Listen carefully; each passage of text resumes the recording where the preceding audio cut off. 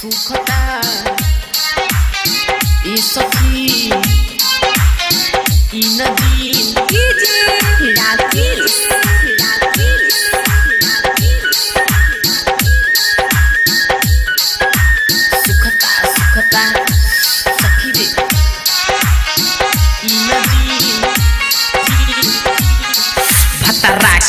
Engine सुखत मलतन को नाही फेंकत ये सखी भतरा के इंजन सुखता मलतन को नाही फेंकता उतर रोज करेले नाही डोज पुगेले उतर रोज करेले नाही डोज पुगेले सखी रे मनवा हरता इंजन सुखता मलतन को नाही फेंकता भतरा के इंजन सुखता मार मुधई के भतरा के ससुरा से नीक रहे नैहर में मजा मिलत रहे भर में ससुरा से नीक रहे नैहर में मजा मिले भर में धरे कवारी खोल देला सारी जब धरे कवारी खोल देला सारी जवानी के भार नहीं सहता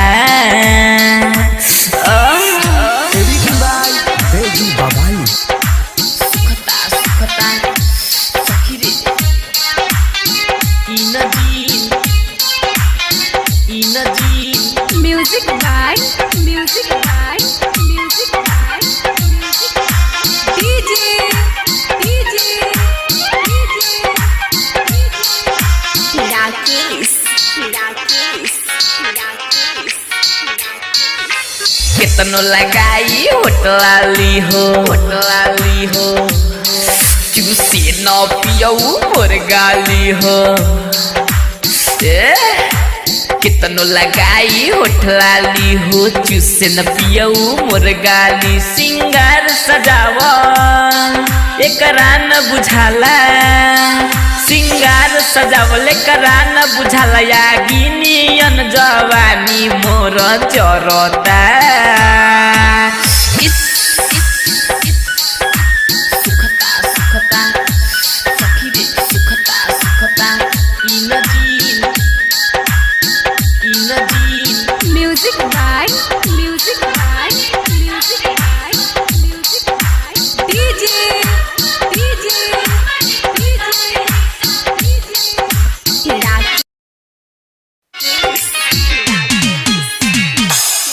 राइटर सरोज करे ना मन जित से मन भरे ना राइटर सरोज करे न मन जित से मन भरे न सुनील मनोज लगा के डोज सुनील मनोज लगा के डोज पानी नियन जवानी मोर झरता भतरा के इंजन सुखत मलतन को नाही फेंकता ये सखी भतरा के इंजन सुखता मलतन को नाही फेंकता।